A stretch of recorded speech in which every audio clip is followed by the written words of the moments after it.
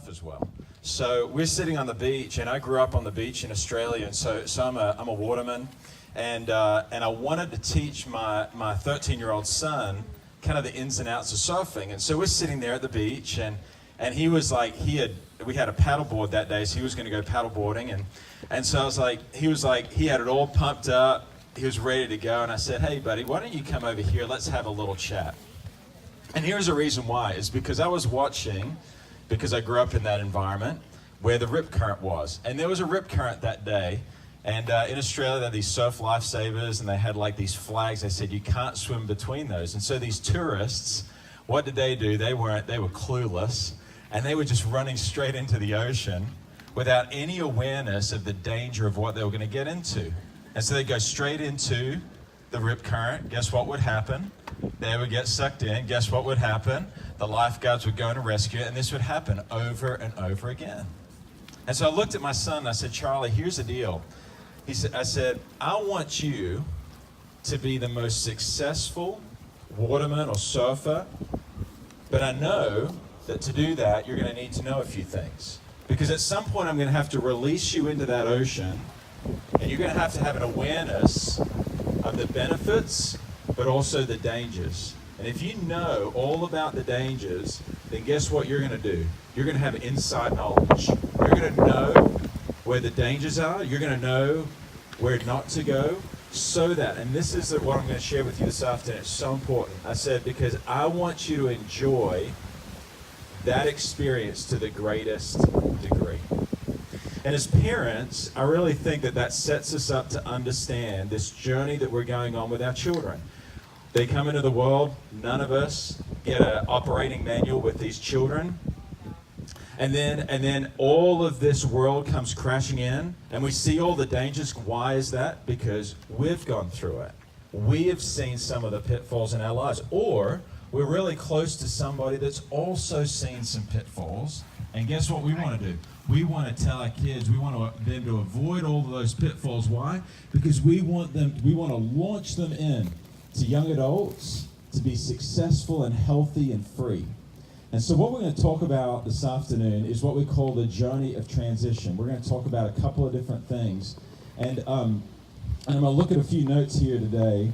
And one of the things I want to say is that in our journey as parents, every parent is going to make, and if you're taking notes, I'm a big note taker, so if you're taking notes, you may want to take a few notes on these. But every parent is going to go through three major transitions as a parent. Every parent is going to go through three major transitions as a parent. And there's one particular transition that may be the most important transition to make. Most parents have a difficult time making this transition.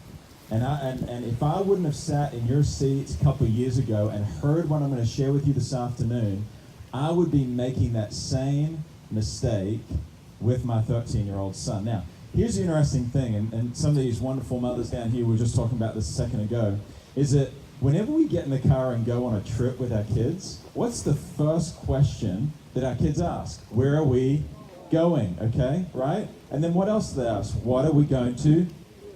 And who's coming? Right? All of us are asking those questions. Where are we going?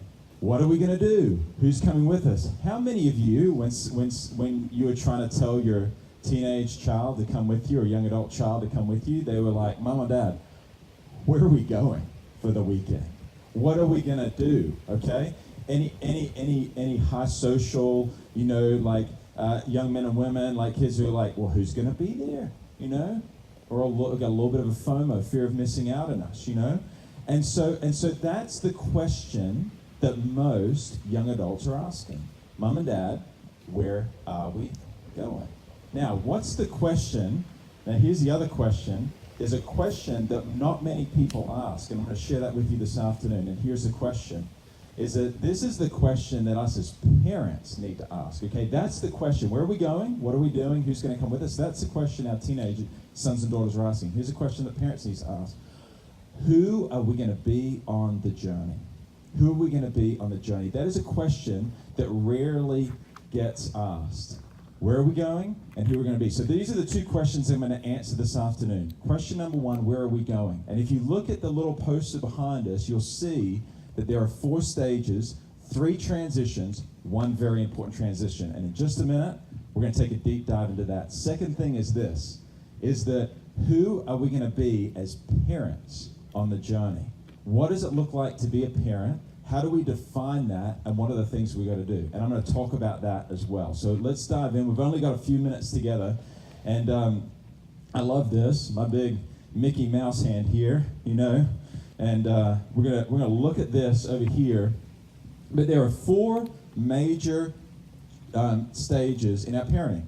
Over here, anybody have a 0 to 5-year-old in the house? Yep. Anybody? Okay. So we're the caretaker. Okay. Now you can see here that there are really 3 roles of a caretaker, aren't there? To protect, to provide, and to pray. Really, if you look up here, mom and dad's out here, over here, looking out to ocean, but mom or dad could be on the beach with a young child, okay? Our goal right there, guess what it is? It's to keep them alive, okay? Because we know if they get beyond this little area, they could die, okay? Protect, provide, pray, okay? But we can't do that forever, because guess what? They grow up, and they transition 5 to 12 years. How many of you's got a son or daughter that's 5 to 12? Okay, all right. So 5 to 12, our role as a parent changes, doesn't it? Okay, because we're still praying for them, but we introduce 3 other roles that we're making. Now, why is this? Why is some people say parenting such a challenging thing? Here's the reason why. Who has multiple children? More than 2, okay. So at some point in your life, you may be playing 1, 2, 3, or even all of these roles at one time with your children in your house, okay? And this is juggling, it's a juggling act, isn't it, okay? Not only that, but also we've introduced a new thing into the parenting world. I was talking to my parents-in-law over the weekend, and I said, you know, it seems that because of today's information age, it's a little bit more challenging to raise our children. There was a recent study by the Barna Group that said that parents surveyed today said that one of the greatest challenges we're facing in this generation is the distraction of social media and mobile devices. Why has this weekend for you most likely been so significant? Think about it for a second. It's been a distraction-free environment. You're in an undistracted environment. How many of you have had a meaningful, purposeful conversation with your son or daughter over the last 24 hours? What do you think is the greatest ingredient to that? It's an undistracted environment. So when we're living in a distracted environment, it increases. But as we're going to learn this afternoon, there's some ways to get over that, okay? So we go into the 5 to 12 years, we need to be more of a cop, okay? Because we need to say, hey, look, if you step outside of the boundaries that I give you, outside of these things, it's like really gonna hurt, okay? Like you could make a mistake in life and you could really end up hurting yourself. So what are we doing with our children in this age? We're teaching, we're training, and we're disciplining, okay? Why is that? We want them to know that there are consequences for their behavior. We want them to understand if you run out on the freeway, guess what? You're gonna get hurt. And so we want them to understand that. But here's the thing. This is probably the biggest takeaway that I got from the journey transition, is that we cannot remain a cop for our children for the rest of our life. We have to transition. And why is that? This is the reason why. Is because our children are transitioning as well. And we have to transition with our children as they grow up. So we're going to make a transition here, and we're going from cop into the coach. Now, as you can see, the role of the parent in this is changing, isn't it? We're still teaching, and we're still praying, but it's changing. We're starting to become more of a modeler for our children, and we're starting to encourage them more. Now, you may be asking the question, well, I mean, my son or daughter still needs a little bit of discipline, right? Yeah, as a teenager, okay? And we're going to get to that in a minute. That's a great question if you're asking that question. how do I do that while I'm going through this transition? Now, this is the one thing that I've realized. Parenting during the teenage years is so much more, it is so much more caught than it is taught. They're going to remember how I make them feel long after what I said to my son or daughter. And one of the things we have to remember is that this is why in the design of the Outback Weekend, why we have coaches. This is the reason why. We will share something from the stage. They will see it lived out in the life of somebody else. They'll pick it up and want to be just like that. They're watching how we act. They're watching what we do. And that's why modeling during the teenage years is so important. The other reason is because encouragement is one of the greatest needs of young men and women as they're transitioning. They're forming their identity through their teenage years. One of the biggest things that my son needs from me, they're asking the question, do I have what it takes? That's why it's so important. That's why modeling is important. That's why encouragement is so important. And then as we transition, have we got anybody that's got sons or daughters? I know a couple of mums do that are in the 18 and above. They've left the home, no longer at home. So then we're going to make a transition from the coaching role over to consultant. Has anybody worked in a business or even a nonprofit environment that's brought in a consultant from the outside? Anybody? Okay. Did they call you up or did you call them up to come in? You called them, didn't you? Okay. And when we're transitioning into the consultant role, guess what we need to do with our kids? We need to let them come to us for advice. And that's the transition that we make. Now, this is why I'm going to lay this out. Caretaker, cop, coach, consultant. Those are the 4 transitions that every parent needs to make. Now, why is this so important? Is it because what ends up happening is because we don't want our children to experience the same pain or that we've experienced in our life during these years, or we see other people experiencing, this is what happens. We remain stuck in the cop role for way too long. And this is what happens. You see our children are coming into young adults. I actually work with a lot of teenagers, and I prefer to use the word young adult. This is the reason why. It's because it speaks to their potential, not where they are just for a moment of time. So as they're growing up as a young adult, when our son became 13, I said, Charlie, you're becoming a young adult. So you're going to have, that means that you're going to have more responsibility on your life as you grow in that. We want to raise what I call children that are arrows, that we're going to put in a bow one day, and we're going to shoot out into this culture and are going to have a huge impact. We don't want to raise what I call boomerang children. You know what a boomerang does? You throw it out, and it comes back. Why do you think 68% of university students come back? That's the reason why. It's because we can produce boomerang children because they don't make the transition as well to see the responsibility necessary to become a young adult. They get stuck in being a teenager as well. We provide everything for them. They are professional consumers. And if we never make that transition, guess what they'll be all the way through in their young adult lives? They'll be professional consumers. Not their issue, usually our issue. That's why I think they call it parenting, not childing. It's because most of it has to do with the transition that we get to make as parents. And that's why it's so vital that as we make this transition, that we transition from cop into coach. And we start to, I tell our students out at JH, I said, you know what? We're going to make a transition. We're going to spend a week at the ranch teaching you everything like we've heard over the last 24 hours. And this is what we're going to do. I'm going to send you out into the wilderness, and I'm going to let you all make all the decisions about where you're going to go, how you're going to navigate, who's going to cook, who's going to lead, all of that. And they look at me like, you're really going to give us that much responsibility? I said, I'm going to let your coach go with you. When you're at the ranch, your coach can jump in, help out, give you feedback, tell you what to do. I said, but when they go in the wilderness, they'll be there to make sure that you don't die, but I'll also make sure that you get to make the decisions because you're going to learn things when you're in that environment. What we want to do is create an environment in our home that allows our children to make mistakes within boundaries so they understand what those mistakes look like, how we encourage them to make better decisions so that they walk into maturity when they leave our home. That's how that we do it.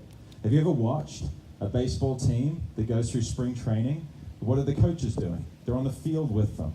They're showing them what to do. That's what we're doing in the 5 to 12 age. But what ends up happening, if you've ever been to a baseball game and the coach is out there playing with the players? No. He's letting them make the decisions. Why? It's because he's spent the time coaching them. And that's what's so important in this transition, is to understand the transitions we're at. This is why this is so helpful. Because every one of us, even when you came and sat in these seats before we met, you were looking at that screen or at that poster and you're saying, I know exactly where I'm right there, and I'm right there, and I'm right there. When you go to a shopping mall, what's the first thing you want to do? You want to know where I am, because I don't want to know where I'm going. And that's why it's so important to understand where you are so that you know where you're going and where you're taking your children as you go through this. Now, there are some responsibilities that we're going to talk about that's so important for our young adults to understand as they grow in that transition. Because oftentimes, what will end up happening is they won't realize that there are responsibilities that are required for us and for them to stay in that coaching relationship.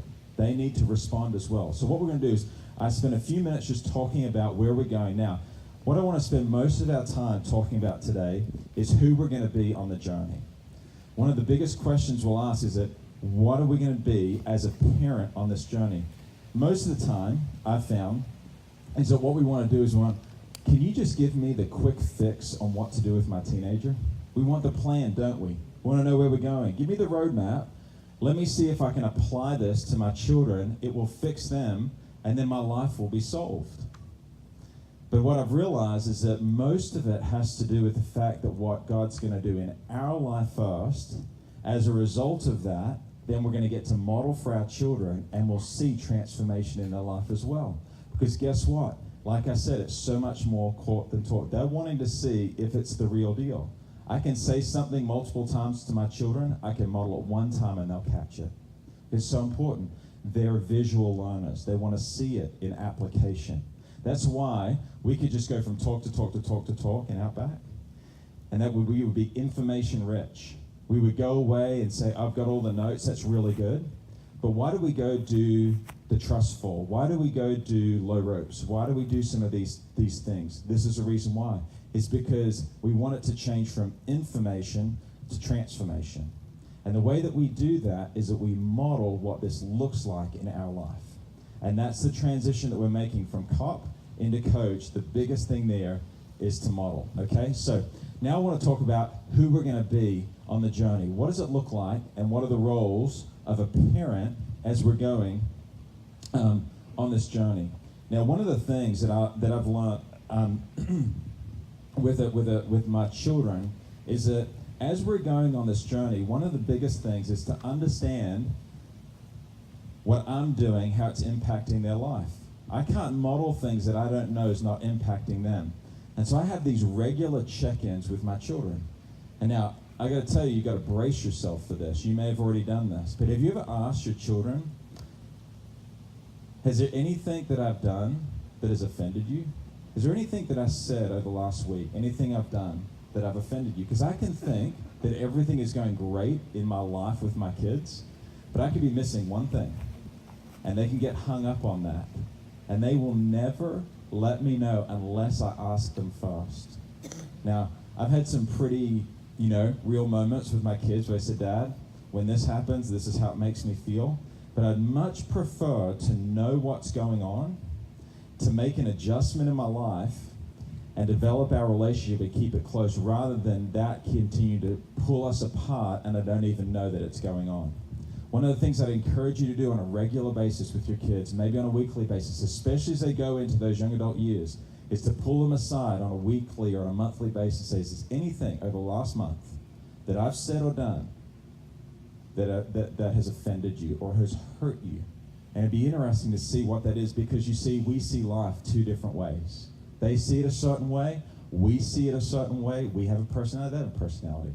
And then we can make those adjustments. The whole goal of it is, you know what it is to maintain the closest connection possible so that you'll have influence in the life of your teenage children through their young adult lives. That's the importance there, and when we stay connected. So what I want to talk about for just a moment is I want to talk about the role of a parent. And hold on just one second. So let's first talk about let's define the role of a parent. Really, in our world today, in our culture, the definition of a parent is a provider. And we talked about this for a second, but that's really the main definition of a parent, is to be a provider. The only challenge with that, and I think that's part of the role of a parent, I really do, but the challenge with that is what it creates a high level of dependence, and our children become professional consumers.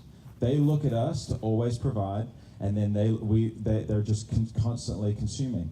But there's actually a different definition when you look in the Hebrew about what the role of a parent is supposed to actually be. And here it is. Here's the role of what a parent. The role of a parent in the Hebrew culture is a teacher. That's the role of a parent. The role of a parent is they're there to pass down the value system that they have adopted in their life and to pass it down to the next generation. It's not just to provide. It's to transfer these tangible things into the lives of their children, and that's the role of a parent. So what I want to talk about is I'm going to give you 3 things that a parent is. What are the 3 roles of a parent? And we've learned a few of these. One of them you're going to learn tomorrow. But what are the roles of a parent? Here's what they are. Okay, first of all is to teach and model what it means to worship God in the home. To teach and model what it means to worship God in the home. Now, what does this look like? This is what it looks like. Is you want to become what I call a fatso. You want to know what a fatso is? This is what a fatso is. A fatso is somebody who is faithful, available, teachable, and a servant of others. What does it look like to worship, to model what it is to worship God, to love God in the home? I think it's those 4 things. To be faithful, available, to be someone who is teachable, and a servant of others. That's what it looks like to teach that to our children, to model for what it is, to be faithful in our relationships, to be available and present in our relationships, to be teachable. One of the greatest things that as working with young adults is they want to see somebody who is what I call an authentic leader. They want to see both all the amazing things that they do, but they also want to see how they respond when they make a mistake. This is why it's so important to check in with our kids. This is the reason why. It's because the most powerful moment when a child says, "Hey, Dad, when you said that, that really hurt me," you know the most powerful moment in that is when we as parents say 2 words, "I'm sorry," and then we say, "Will you forgive me?" Because they realize that we're not perfect. On the outside, it looks like we've got our lives together. Everything's going great in our life. It looks all great. But you know what? If you spend enough time with me, you'd see some strengths, but you'd also see my failures. You'd also see my weaknesses. And the thing that our children need to see is those parts of our lives. It will build trust between the 2 of us because they'll see that there's a whole part of him, not just the things that look great on the outside. Okay? So how do we do that? We remain teachable. One of the things I'm telling my son right now is that one of the greatest qualities that you can develop in your life is to have the spirit of teachability. That you're willing to learn about anything from anybody at any time. That you're willing to go into an environment and say, you know what? I'm going to learn from this environment. I love what John Maxwell says. He asks his grandkids 2 questions. What did you love about the experience? What did you learn about the experience? You know what that says? That is somebody who's got the spirit of teachability. They go into it and say, I want to learn. I want to grow. They have this kind of curiosity about them. I want my kids to pick that up. And so, faithful, available, teachable, and a servant of others. A second thing that comes with that is how do we model what I call the principle of first fruits? And this is what the principle of first fruits is, okay? Is that every year, every week, every day, I get to give, out of my relationship with God, first fruits. What is that? I get to give the first fruits of my time, I get to give the first fruits of my schedule, and I get to give the first fruits of my resources. The first fruits of my time, first fruits of my schedule, and the first fruits of my resources. Let's talk about those. First one is this, probably the most important thing. I remember when I first went to a program just like this, out in California, this guy got up on stage and said, you know what?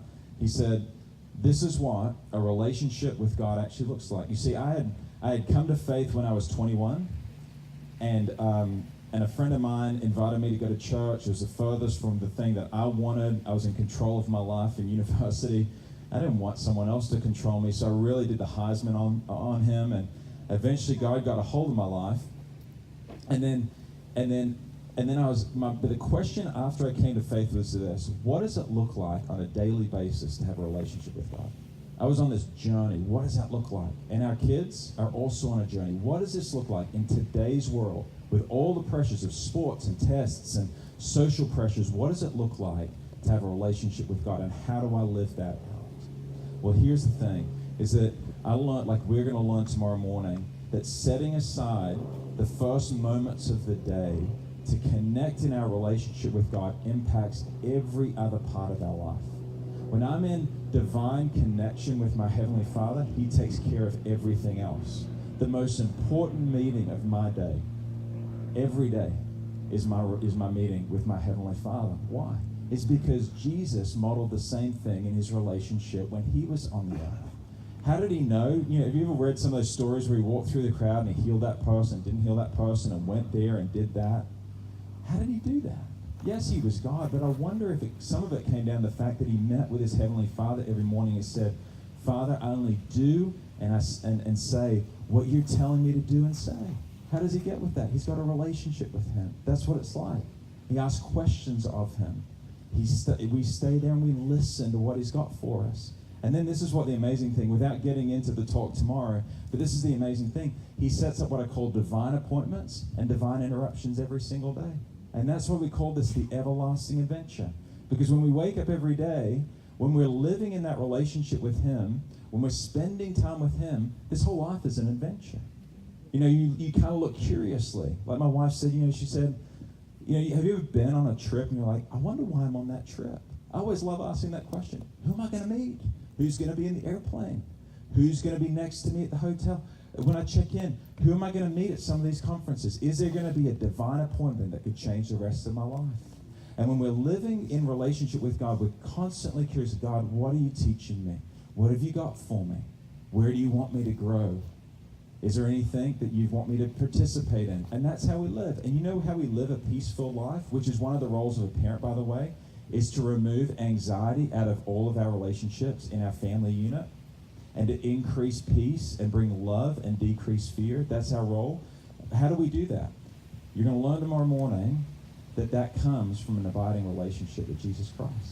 Staying connected as a branch is to the vine, okay? So how do we give our first fruits? We give our first fruits of our time every single morning. That's the most important thing. The second thing is we give the first fruits of our schedule. What does that look like? I really think that the Hebrew culture is onto something when they set aside a day a week just to rest. Turn everything off. Who's enjoyed some rest from that cell phone the last 24 hours? I bet some of you have enjoyed the rest that your kids have had from their cell phones over the last 24 hours. We were never designed as human beings to be on 24/7. But we live in a culture that is on 24/7. What does that mean? That means that we have to put boundaries around our lives in such a way that we recharge every week. And I'd encourage you to set aside time where it's just time just to recharge, just to spend time with God, spend time with each other, not doing any work, not doing any activity. When you go to Israel, I've heard that they set aside this thing called a Shabbat. So from Friday night at sundown till sundown on Saturday, everything stops. It's amazing. And you know what they do? They get together and they celebrate as a family and they eat, which I think is fantastic. And you know what they do? I've heard they do this. They spend time looking back on the week before, reflecting on all that God's done for them. That's the goal of the Shabbat. What would happen this year if every week you set aside a day, whenever it could work out in your schedule, and as a family, with your children, you said, hey, we're just going to take some time and we're going to reflect on what God did for us. I would imagine that the gratitude amongst your children would increase, because gratitude increases with the recognition of what God's doing in our life. Have you ever woken up in the morning and felt a little discouraged? what do? Start a gratitude list. Why? Because when I'm grateful, I have a recognition and an awareness of what God's doing around me. And it changes my attitude. And then I focus on what he's doing rather than what he's not doing. Okay? That's the reason that we need a break. That's the way that we were designed. Okay? And then the final one is this, is to give God the first fruits of our resources. God owns it all. We get to ask him how he wants us to direct it. And then we make a transition. I'm learning what this transition looks like in my life. And from just giving, which is just giving money, to being generous in our hearts. And this is the great thing with our children, is to say, you know what, like I had a friend of mine that I work with, a colleague, this is what he did. He wanted to show his kids what it took to run their family and what generosity looked like. So you know what he did?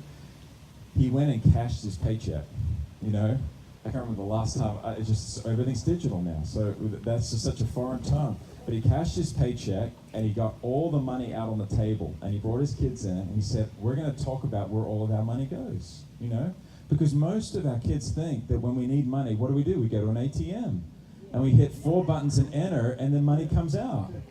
So it must be just down there that I can get more money, right? And they have no idea what it takes to develop resources. And so what they did is they would say, well, we own a house and we have a mortgage, so we have to give that. So, you know, a lot of the cash went off to the side.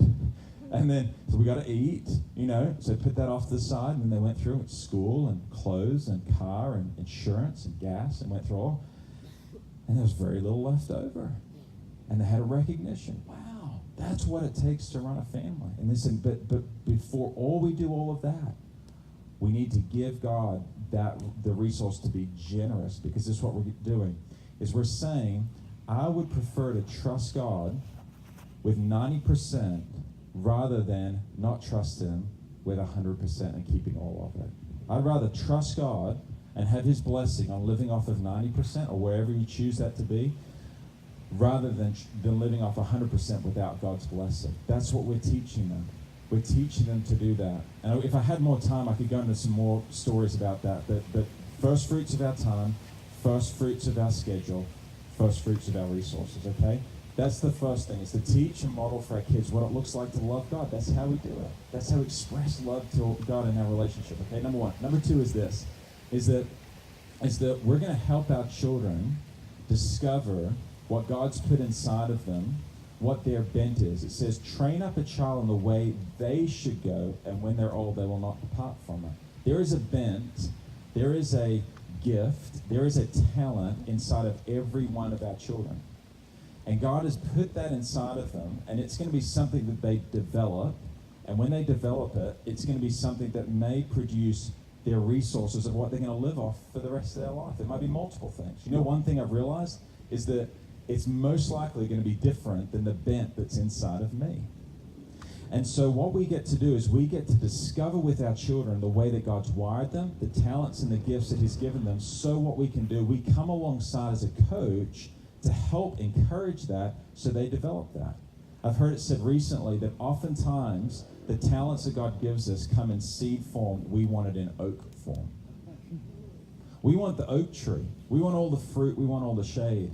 But what God says, he says, hey, I'm going to trust you with the small things.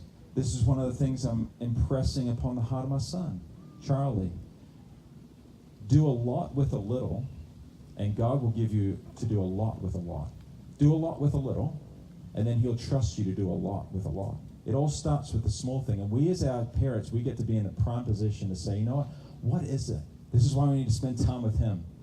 God, what is it that you've designed Charlie to do? What is it that you've designed Izzy to do? What is it that you've designed Pierce to do? Let me come alongside. I want to fan that. And one of the things that I've realized about my son is very entrepreneurial. He would watch Shark Tank if I let him all day long.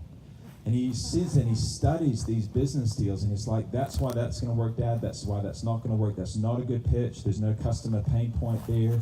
They didn't clearly communicate what the need is of the customer there. And he goes through it. He could be on the panel, right? So what am I doing? I'm thinking, what's his bent, you think, Cindy? His bent is entrepreneurship. So what do? I go find the best entrepreneur book, and I ask people in my tribe or the people around me, what would you read if you had a son that was bent towards entrepreneurship? And one of my guys said, go read this book. So I bought it for him. He's reading it. The other day he came to me, he's got a little business idea. He goes, Dad, I didn't realize how difficult it was to write a business plan. I said, I know, And so he's going through that process. What am I doing in this? I'm not telling him what his bent is. I'm just fanning into flame what his bent is. He's telling himself. He's discovering that. It's energizing. When we find what motivates our kids, we don't have to motivate them anymore. It's already pre-coded in their life. And that's what we get to do as parents. Then we get to encourage that. Then we get to model what to do. We get to show them what accountability looks like. And then it's fun. It's fun. And so that's the second thing. And then the final thing I'll say is this, is that one of the number one roles of the three, and one of the most critical roles of the role of a parent, is to help our children discover who their future mate is going to be, who their future husband or wife is going to be. It's one of the critical things. And one of the things that oftentimes happens during the teenage years is that we get into this world, and our group of advisors, and we want this to happen in a good way. What ends up happening is when they're in the 5 to 12, we're their group of advisors, right? They come to us with everything. They tell us everything. They ask for advice. What should I do about this? Where should I go here? Who should I hang out with? Once they get into the teenage years, we become less of an influence, don't we? And guess where they're transitioning their influence? To their friends, to their peer group. And Facebook and Instagram and Snapchat knows this, and this is why it works so well, is because it fuels the need inside of them to find identity and affirmation from these friend groups. The challenge with it sometimes is that friend group is not wise. And they're going to share out of their own life experience, which is very little too, and then they could end up not making some very good decisions.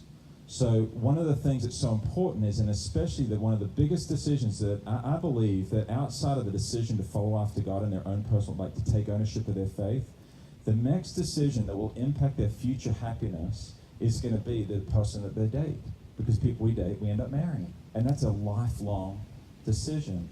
And so we have to come alongside them. Now, what ends up happening oftentimes with our teenage children, it's kind of like when we go whitewater rafting in the mountains up in California. And so you have a guide, right? And you jump in the boat, and you have the guide. Because why? You've never been down the river before. And that guide's telling you where to paddle, where the downstream V is, where the current is, where the danger is. They know where the class 4 rapid is coming up ahead. And you know what our kids often do is they say, but if I told our guests, I said, hey, this is what we're going to do. We're going to get the boat down to the edge of the river, and then and we're going to get you all inside of it. And then right when you're ready, we're going to push you off, and we'll see you at the end. How many guests do you think would come back to the JH Ranch? And this is what our kids are doing. This is what they're saying. Mom and Dad, I don't need your help. I want to guide my own boat. And one of the things that's so important about this weekend and about spending time in this area with our children is to show them that they need a guide. They need a coach. They need a helper. Why? Because we've run that river before, haven't we, parents? We've been down those rapids, or we've had friends who have gone down those rapids, and we've had friends who flipped a boat in the dating area in those rapids. And we know how difficult it is to swim inside of a rapid. And we don't want the same for them. That's why they need a coach. That's why that's so important. And so those are the three responsibilities, or really the goals of a parent. Teach and model how to worship God in the home. Discover their bent and fan that into flame. And then help them navigate that decision around who their future mate is. Now, why is that so important? This is the reason why. Is because there's not a parent sitting in this group right now that woke up this morning or has raised children thinking, and this is what we think, I only want God's very best for my children. That's why you took a weekend out of your schedule to come here. Why? It's because you want God's very best for them. And one of the things on this journey that you can share with your children to help them understand is to say, you may not understand some of the things I'm doing right now. You may not understand some of the boundaries I put around. You may not understand some of the things that I'm requiring you to do, but this is the reason why. It's because I want you to have God's best. I wish I had more time to talk about dating, but we want our children to have God's best. Sometimes they don't understand. We can see that guy or that girl, they're not the right fit. We need to step in and help them with that, and we're going to talk a little bit more about that this weekend, okay? Now, so those are the three things. Now, we're about to head to dinner, And I just want to share this one final thing with us is two final things. What would it look like this year in your life? What would it look like in your relationship with your children if you identified where you are, number one, and then you made that transition? And you said, you know what, I'm going to stop being a cop. I probably realized this weekend that I've been a cop probably a little bit too long. What would it look like? What would change? Do you think there'd be less arguments, less tension, less conflict? What would it look like a year from today if that was it? What would your relationship look like? What would your home environment look like? What if I said, okay, I'm going to make a commitment for the next year, and what I'm going to do is I'm going to focus on those three things. I'm going to focus on modeling what it looks like to love God in my home. I'm going to focus on fanning their God-given bent into flame. And I'm going to jump in the boat and help them be their guide, rafting down the river of dating. What if you just did those three things? I would imagine that if we reconnected a year from today, you would say, Rob, there's a drastic difference in my home. There's peace. There's connection. There's lower anxiety. There's more love in our relationship. We're more on the journey, not perfect, but there's more connection in our relationship. This is why this is so important that we need to make this transition. I love Father's Day. I wish there was Father's Day like every day of the year. And this reason why is because I've got this little budding artist. My little 10-year-old girl, Izzy, is a budding artist. And I love this because every Father's Day, Izzy gives me paintings, coffee mugs, paintings, cards. I've got like a folder. It's going to start becoming like suitcases full of these. And I love these. Now, one of the great things about Izzy is that we're going to invest in some of her God-given bent here, and she's probably going to get some artistic lessons, and she's probably going to produce a masterpiece one day. Why? Because she's just got the drive for it, okay? Now, I've just been with my mom from Australia, and let's imagine for Mother's Day next year, I painted a picture like this for my mother, and I put a bow on it, and I sent it to Australia. Or my dad for Father's Day. He'd be thinking, Rob, this is a little bit awkward. Because I would expect that you've probably, over your lifetime, you've developed, right? And you've developed your skill. Now, here's the thing that I want to leave you with. You see, in the life of every parent, I believe that God has put a paintbrush, okay? And the way that we hold that paintbrush will determine what type of painting that we'll paint. What I mean by that is that this is what I was doing in my parenting. I was saying, God, I got it under control. I know what I need to do. I know what the process, I know what my son needs, I know what my daughter needs. And this is what I was doing. I was saying, God, I'm in control. I'm going to hold on to it. And God is a perfect gentleman. He says, that's fine.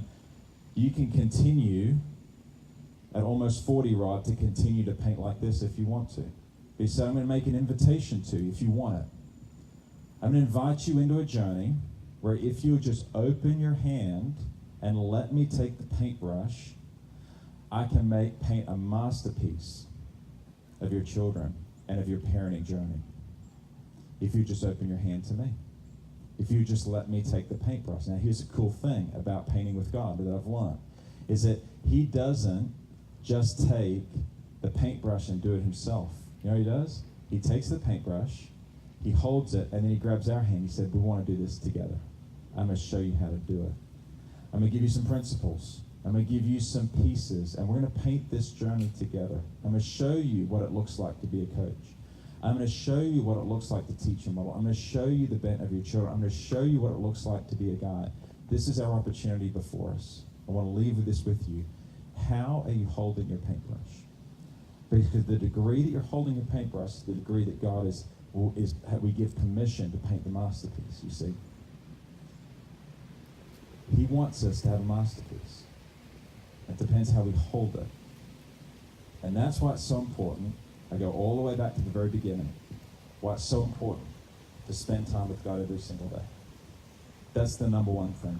Spend time with him. He's going to show you on the journey. Can I pray for us? Okay. Father, we're so grateful for moments like these.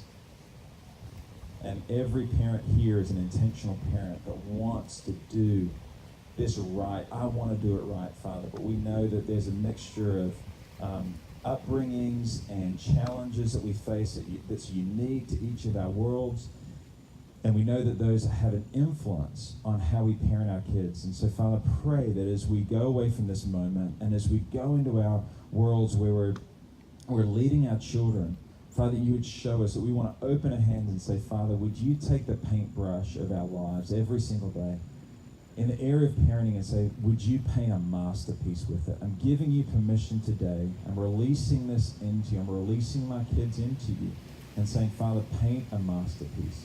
Give us the courage to open our hands to do that. I know personally how difficult that can be to relinquish control because we want to really feel like we're in control of these things. But Father, sometimes it really just comes down to trusting you and saying, Father, opening my hand, trusting you. And I'm saying, Father, show me what this looks like. Show me what this looks like to apply this in my life, in my unique circumstance, so that a year from today, when I look back on that moment by the lake, on that weekend at Outback, I can say there's a marked difference in the lives of my children, my relationship with them. In Jesus' name I pray. Amen and amen. Thank you.